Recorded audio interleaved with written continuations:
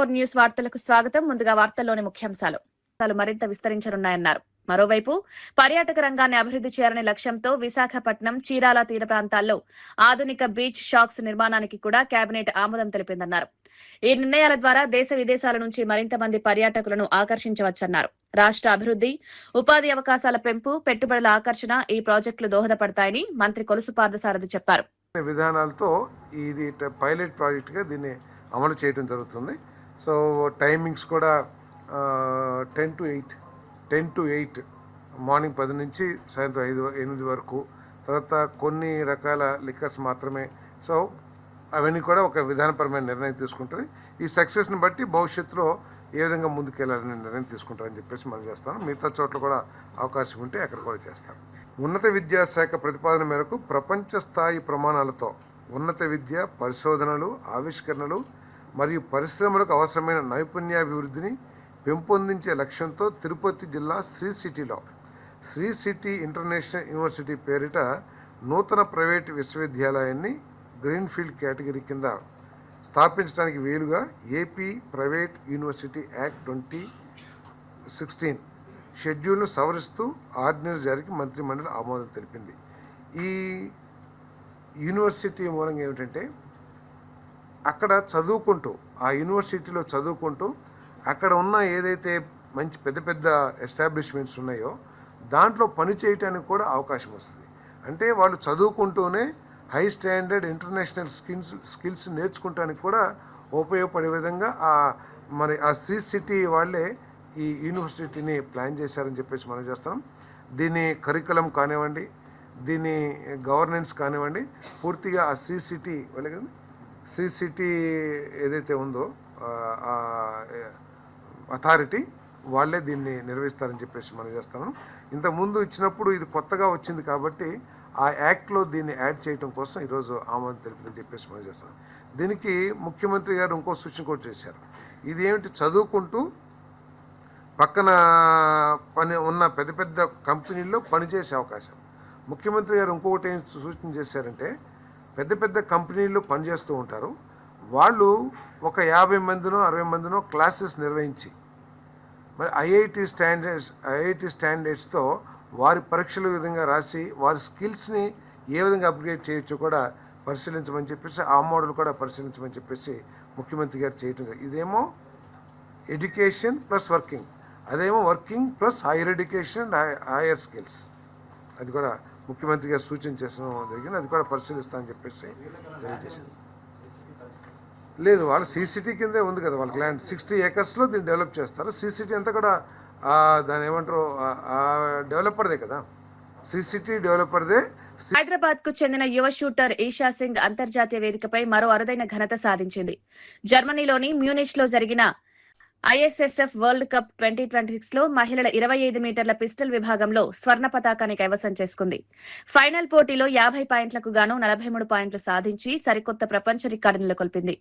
ఈ విజయంతో ఒకే సమయంలో జూనియర్, సీనియర్ ప్రపంచ రికార్డులను తన పేరిట నమోదు చేసుకున్న ఏకైక అథ్లెట్ గా చరిత్ర సృష్టించింది. కేవలం 21 ఏళ్ల వయసులోనే ప్రపంచ స్థాయిలో అసాధారణ ప్రతిభ కనబరుస్తూ భారత షూటింగ్ కు గర్వకారణంగా నిలిచింది. ఈషా సింగ్ విజయం పట్ల క్రీడా వర్గాలు, అభిమానులు హర్షం వ్యక్తం చేస్తూ అభినందనలు తెలియజేస్తున్నారు. I would say I don't really change my preparation depending on the name of the game. I just keep it the same because ours is a very mental sport. It's a mind game, I would say. It's the technique was is quite simple. The only thing, the complications that you have is in your head, and that's what you have to deal with. So yeah, it's gonna be the same, and I'll try my best to get as many laurels I can to the country. PM Modi has been promoting women in sports. What is your say? What more can be done? I think it's an amazing initiative. I mean, our country doing that for women in sports, not many of them acknowledge that. Very grateful to have such a leader in our country, and I think we are seeing a lot of immense amount of women in sports. It's of course not easy for us. We have our own challenges, but I would say we are no less than the other opposite gender, and we can give best, and I will wish all of them very best. What is your message to the youngsters who are now getting into sports? I would say a sport has no bar, especially like in mine where there is no age limit. Don't let anyone make you feel like, oh, you're too young to play, don't start now. Because honestly, I did have a lot of people saying that to me, oh, she's too small, or people telling my dad, like, she's only 9, what are you doing? You know, like, let her enjoy life. But that never really stopped me because I remember winning my state gold when I was 10. Ahmedabad లో జరిగిన yogasana world championship లో ప్రధానమంత్రి నరేంద్ర మోదీ పాల్గొని ప్రసంగించారు. ఈ సందర్భంగా యోగా అనేది మానవాళికి భారతదేశం అందించిన కాలాతీతమైన అమూల్యమైన కానుక అని కొనియాడారు. మనస్సు, శరీరం, ఆత్మను ఒకటే తాటిపైకి తీసుకొచ్చే శక్తి యోగాకే ఉందన్నారు. యోగా కేవలం వ్యాయామ పద్ధతి మాత్రమే కాకుండా జీవన విధానమని వివరించారు. ప్రపంచవ్యాప్తంగా కోట్లాది మంది యోగాను ఆచరిస్తూ ఆరోగ్యకర జీవనాన్ని అవలంబిస్తున్నారన్నారు. యోగా ద్వారా వ్యక్తిగత ఆరోగ్యంతో పాటు సామాజిక సామరస్యాన్ని కూడా పెంపొందించవచ్చన్నారు. మరింత ఆరోగ్యవంతమైన, సామరస్యపూర్వకమైన ప్రపంచ నిర్మాణానికి యోగా అందరికీ స్ఫూర్తినిస్తుందని తెలిపారు. హైదరాబాద్ కు చెందిన యువ షూటర్ ఈషా సింగ్ అంతర్జాతీయ వేదికపై మరో అరుదైన ఘనత సాధించింది. अपनी शुभकामनाएं देता हूं। Ahmedabad UNESCO world heritage city है और भारत के इस ऐतिहासिक शहर में ये आयोजन पूरे देश के लिए गर्व की बात है। अब से कुछ दिन बाद 21 जून को वर्ल्ड योगा डे भी मनाया जाएगा। उस दिन दुनिया के अलग अलग देशों में योग से जुड़े आयोजन होंगे और इसका प्रमुख कार्यक्रम भारत के एक और ऐतिहासिक शहर कोलकाता में होगा। वर्ल्ड योगा डे से पहले वर्ल्ड योगासना चैंपियनशिप अपने आप में हेल्थ और वेलनेस की डबल डोज लेकर आ गई है। साथियों, करीब एक दशक पहले भारत संयुक्त राष्ट्र में अंतर्राष्ट्रीय योग दिवस का प्रस्ताव लेकर गया था। हम प्राचीन भारतीय परंपरा को पूरी मानवता के स्वास्थ्य और सामूहिक कल्याण से जोड़ना चाहते थे और तब यूएन में 190 देशों ने 190 कंट्रीज ने भारत के इस प्रस्ताव को समर्थन किया था। आज यह देखकर बहुत खुशी होती है कि करोड़ों लोग योग को अपनी दिनचर्या का हिस्सा बना चुके हैं। ध्यान, प्राणायाम उनकी जीवन शैली का हिस्सा बन रहा है। लेकिन साथियों, हर जीवन परंपरा समय के साथ नए चरण में प्रवेश करती है। योगासन स्पोर्ट्स की ये वर्ल्ड चैंपियनशिप इसी चरण का शुभारंभ है। इस चैंपियनशिप के माध्यम से योगासन को एक कॉम्पिटिटिव स्पोर्ट्स के रूप में नई पहचान मिलेगी। मुझे विश्वास है कि भविष्य में योगासन भी अंतर्राष्ट्रीय खेलकूद में अपनी जगह बनाएगा। चाहे ओलंपिक्स हो या मल्टी स्पोर्ट्स इवेंट्स हो, हम जितनी मेहनत करेंगे सुखद परिणाम आ भी सकता है और निश्चित तौर से इसमें अहमदाबाद में होने जा रही इस पहली वर्ल्ड योगासन चैंपियनशिप की बहुत बड़ी भूमिका होगी। साथियों, योगासन स्पोर्ट्स का एक और पक्ष है। हम जानते हैं कि हर बड़ा स्पोर्ट अपने साथ एक पूरा इकोसिस्टम लेकर आता है। ये रोजगार के नए अवसर पैदा करता है। इसलिए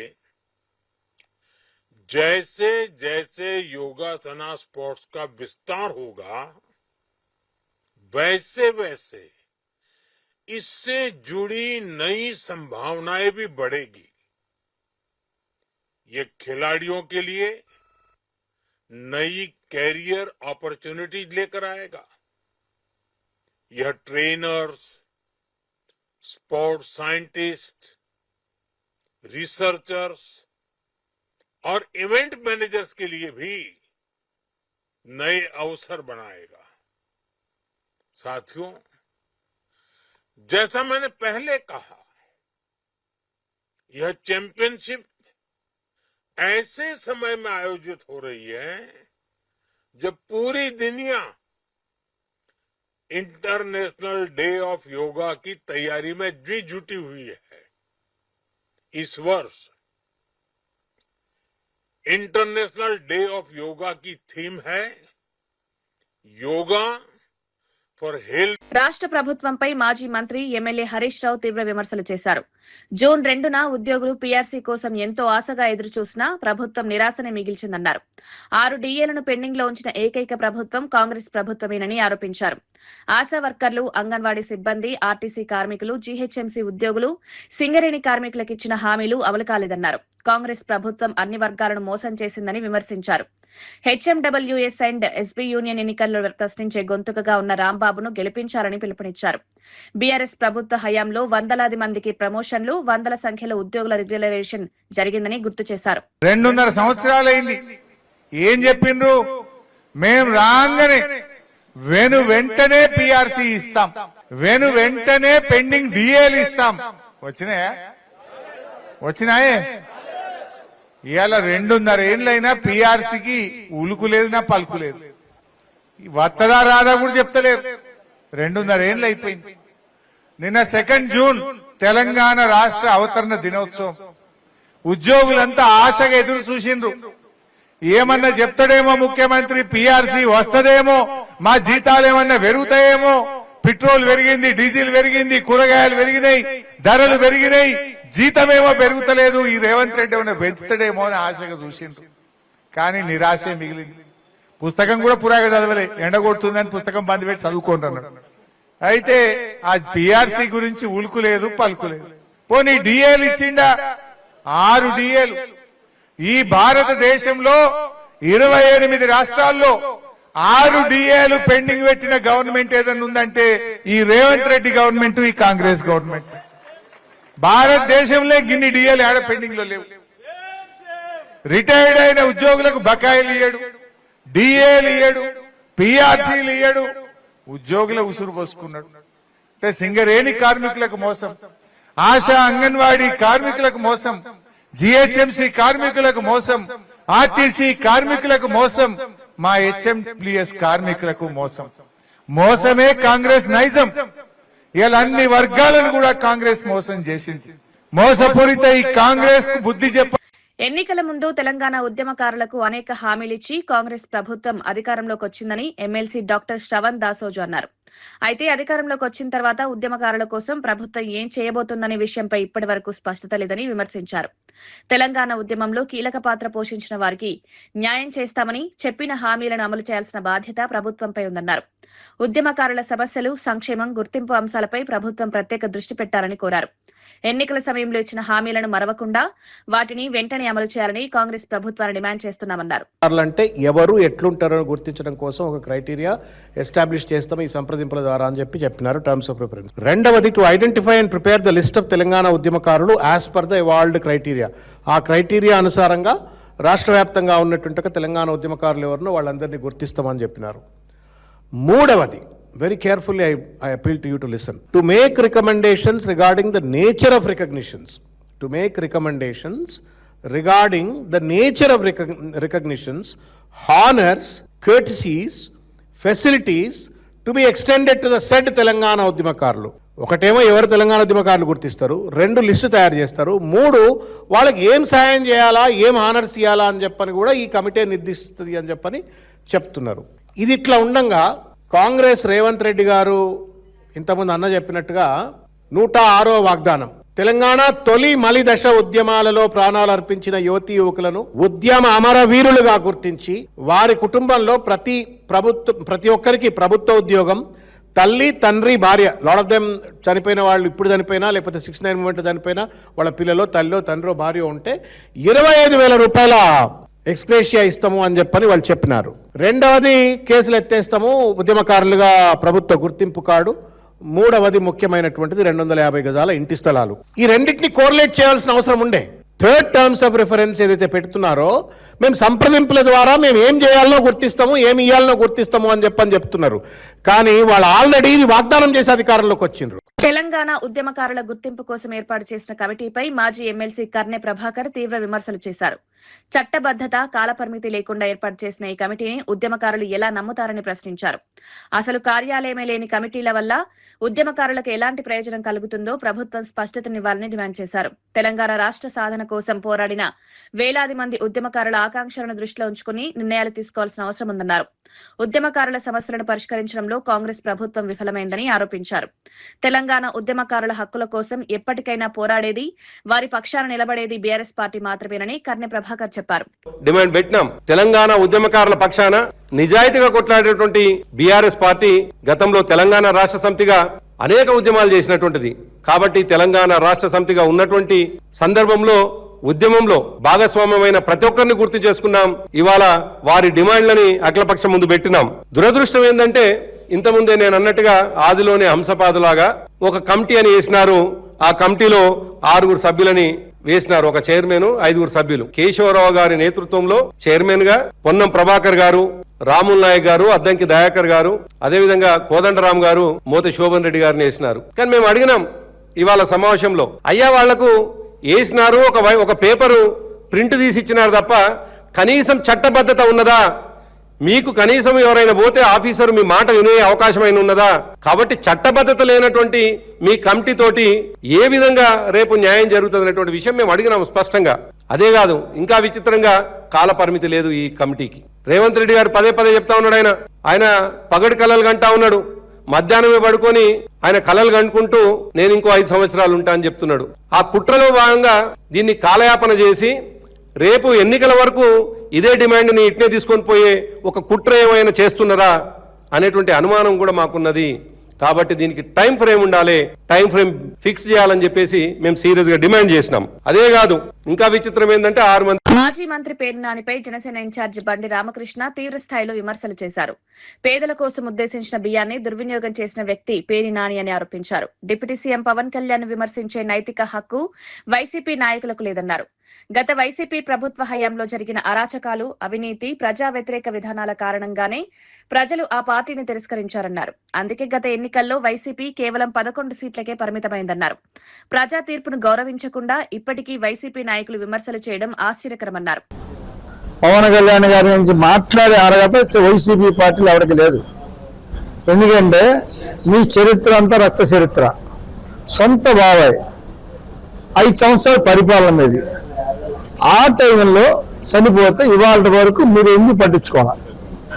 ఎప్పుడన్నా దాని గురించి బాబాయ్ని ఎవరు చంపారు? మీ సొంత రక్తం కదా. రాజశేఖర రెడ్డి గారి తమ్ముడు. ఏం జరిగింది, ఎలా జరిగింది, దానికి కారణం ఎవరో అనేది ఇవాళకి తెలియదు. కూడా మీరు దాని గురించి పట్టించుకోలేదంటే మీరు ఫ్యామిలీనే పట్టించుకోలేదు. సొంత చెల్లి మీరు జైల్లో ఉన్నప్పుడు ఆవిడ ఎండలో పడి ఎంతో కష్టపడి ఆవిడ పాదయాత్ర చేస్తే నేను చూశాను. పొలాల్లో పడుకుంది ఆవిడ. అదే కాకుండా మీ అమ్మగారు విజయమ్మ గారు మహాతల్లి ఎప్పుడు బయటికి రావాలా రాజశేఖర రెడ్డి గారు ఉండగా మీకోసం, కొడుకు కోసం తిరిగితే ఆవిడ్ని అవమానించారు మీరు. అంటే కుటుంబ సభ్యులను గౌరవించినటువంటి వాళ్ళు ఈ రాష్ట్ర ప్రజలు గౌరవిస్తారా అని అడుగుతున్నా. మీరు చేస్తున్నటువంటి లేని పేరు బురజలతో సమావేశాలు పెడుతున్నారు జిల్లాల వారీగా, నియోజకవర్గాల వారీగా. అంటే కార్యకర్తలు ఎక్కడైనా జారిపోతారేమో, కార్యకర్తలు ఏమన్నా మర్చిపోయారేమో, ఎవరినో స్పోకన్స్ పెడుతున్నారు మీరు. అంటే వాళ్ళకి తెలియదు అనమాట, 30 ఏళ్ళ అనుభవం ఉండి ఏం మాట్లాడాలో ఏం చేయాలో తెలియట్లా. కనుక ఎన్ని పెట్టినా కూడా మీ వెనకాల మీ కార్యకర్తలు మీరు మీటింగ్ బయటికి రాగానే తిడుతున్నారు, ఎందుకురా సొంత చెప్తారు అని పనికిరాని వాగుడని చెప్పి మీ పార్టీలోనే మీ గురించి తిట్టుకున్నారు. కనుక ఇది ఎందుకంటే కూటమి ప్రభుత్వం చాలా అన్నదమ్ములా వెళ్తున్నారు. వాళ్ళ కూటమి కంటే మాకు కావాల్సిన పదవుల కంటే లేదా వేరే ఏంటంటే రాష్ట్రంలో ఉన్న ప్రజలు బాగుండాలి. వాళ్ళ మంచి కోసమే కూటమి నడుస్తుంది. అంతే తప్ప పదవుల కోసమో మాకు తగాదలు పెట్టాలనుకుంటే ఏమి ఉపయోగం ఉండదు. మేమేమి చాలా ఓపికలు పెరిగినాయి, చాలా ఓర్పు పెరిగింది. దానికి మీరు ఎంతో రెచ్చగొట్టాలని చూస్తున్నారు. కావున వీళ్ళందరూ ప్రధాని నరేంద్ర మోదీ 12 ఏళ్ల పరిపాలన పూర్తి చేసుకున్న సందర్భంగా ఎన్డీఏ కూటమి ప్రభుత్వం ఏర్పడి 2 ఏళ్లు పూర్తయిన నేపథ్యంలో ఆంధ్రప్రదేశ్లో 3 భారీ బహిరంగ సభలు నిర్వహించనున్నట్లు మంత్రి నాదెండ్ల మనోహర్ తెలిపారు. ముఖ్యమంత్రి చంద్రబాబు ఆదేశాల మేరకు జూన్ 9 నుంచి 20 వరకు ఈ కార్యక్రమాలు నిర్వహించనున్నట్లు చెప్పారు. జూన్ 9న తిరుపతి, జూన్ 12న అమరావతి, జూన్ 15న విశాఖపట్నంలో సభలు జరగనున్నాయని వెల్లడించారు. కూటమిలోని 3 పార్టీలు సమన్వయంతో ఈ కార్యక్రమాలను విజయవంతం చేయాలని నిర్ణయించుకున్నట్లు తెలిపారు. గౌరవ ముఖ్యమంత్రి గారు చంద్రబాబు నాయుడు గారు, అదేవిధంగా గౌరవ ఉప ముఖ్యమంత్రి గారు పవన్ కళ్యాణ్ గారు కూడా దీనికి స్పష్టంగా ఒక కార్యాచరణ సిద్ధం చేయమని చెప్పడం జరిగింది. కేంద్ర ప్రభుత్వం నుంచి, భారతీయ జనతా పార్టీ నుంచి కూడా నాయకత్వం, అదేవిధంగా సెంట్రల్ మినిస్టర్స్ కూడా దీంట్లో పాల్గొనే అవకాశం, వాటి గురించి కూడా మాధవ్ గారు మాట్లాడారు. అవి కూడా చాలా వరకు ఫైనలైజ్ అయినాయి. 9వ తారీఖు నుంచి 20 తారీఖు వరకు ఈ జరగబోయే కార్యక్రమాల్లో భాగంగా 3 బహిరంగ సభలు ఇప్పుడే సోదరులు పల్లా గారు చెప్పినట్టు 9వ తారీఖున తిరుపతిలో, 12వ తారీఖున అమరావతిలో, 15వ తారీఖున విశాఖపట్నంలో ఈ 3 సభలు కూడా నిర్వహించడమే కాకుండా వివిధ జిల్లాల్లో జిల్లా కార్యక్రమాల తర్వాత నియోజకవర్గ స్థాయిలో కూడా కూటమిలో పాల్గొన్న మా 3 పార్టీలు కూడా కలిసికట్టుగా క్షేత్రస్థాయిలో పర్యటించి దాదాపు 24 కార్యక్రమాలు 24 మాసాల్లో మేము అందించిన అనేక అభివృద్ధి సంక్షేమ కార్యక్రమాలు 24 కార్యక్రమాలు కూడా 28 జిల్లాల్లో ఈ కార్యక్రమాలు నిర్వహించే విధంగా గౌరవ ముఖ్యమంత్రి గారు ఒక కార్యాచరణ రూపొందించమని చెప్పడం జరిగింది. అది త్వరలోనే మీకు ప్రకటిస్తామని ఈ సందర్భంగా తెలుపుతూ, కాంగ్రెస్ ప్రభుత్వం అధికారంలోకి వచ్చిన తర్వాత బాధ్యతాయుతంగా పాలన సాగిస్తూ సంక్షేమం, అభివృద్ధిని సమాన ప్రాధాన్యంతో ముందుకు తీసుకెళ్తోందని ప్రభుత్వ విప్ ఎమ్మెల్సీ బల్మూరి వెంకట్ చెప్పారు. ఈ పరిస్థితుల్లో ముఖ్యమంత్రి రేవంత్ రెడ్డిపై కేటీఆర్ విమర్శలు చేయడం బాధ్యతారాహిత్యమన్నారు. బీఆర్ఎస్ 10 ఏళ్ల పాలనలో ప్రజా సమస్యల పరిష్కారం కంటే అవినీతి, కమిషన్లు, కుటుంబ ప్రయోజనాలకే అధిక ప్రాధాన్యమిచ్చారని విమర్శించారు. ఇప్పుడు అదే పార్టీ నాయకులు అభివృద్ధి గురించి మాట్లాడడం ప్రజలను ఆశ్చర్యానికి గురిచేస్తోందన్నారు. కాంగ్రెస్ ప్రభుత్వం ప్రజలకు ఇచ్చిన హామీల అమలు, సంక్షేమ పథకాల విస్తరణ, అభివృద్ధి కార్యక్రమాల వేగవంతంపై దృష్టి పెట్టిందన్నారు. ప్రజల అవసరాల మేరకు నిర్ణయాలు తీసుకుంటూ ముందుకు సాగుతోందన్నారు. దోచుకుంది ఎక్కడ దాచుకోవచ్చు అనే సున్నలపైన మీకున్నంత స్పష్టత నిజంగా మాకు లేదు. ఇది నేనంటలేను, స్వయాన తోడబుట్టిన చెల్లె కల్వకుంట్ల కవితనే తూ అని చెప్పి నీ ముఖపైన ఉంచేసిపోయింది. మీ సున్నాల పంపకాల వల్ల నీ తోడబుట్టిన చెల్లెనే ఇవాళ నిన్ను నీచుని లెక్క, రాక్షసుని లెక్క సంబోధిస్తుంది. ఇంట్లో సొంత చెల్లెకి సమాధానం చెప్పలేనోన్వి, ఇంట్లో సొంత అయ్యని ఒప్పించి మెప్పించి బయటికి తీసుకురాలేనోన్వి, పొద్దున్న లేస్తే బాబామ్మడుదులు ఇద్దరు కూడా పోటీ పడి నేను ముందు ఎప్పుడు మా అయ్య పోతే మా అయ్య కుర్చీలో మేము కూర్చున్నామా అని చెప్పి ఇద్దరు బాబామ్మడుదులు పోటీ పడుకుంటా మా ముఖ్యమంత్రి గారి నుంచి మాట్లాడడానికి సిగ్గుందా అని చెప్పి అలా కేటీఆర్ని అడుగుతున్నా. తెలంగాణ రాష్ట్రం పట్ల చిత్తశుద్ధి ఉంది కాంగ్రెస్ పార్టీకే. తెలంగాణ రాష్ట్రం కోసం ఏర్పాటులో క్రియాశీలకంగా రోజు తెలంగాణ రాష్ట్రాన్ని ఇచ్చింది కాంగ్రెస్ పార్టీయే. తెలంగాణ రాష్ట్రం కోసం పార్లమెంట్లో పోరాడింది ఆ రోజు కాంగ్రెస్ పార్టీ ఎంపీలే.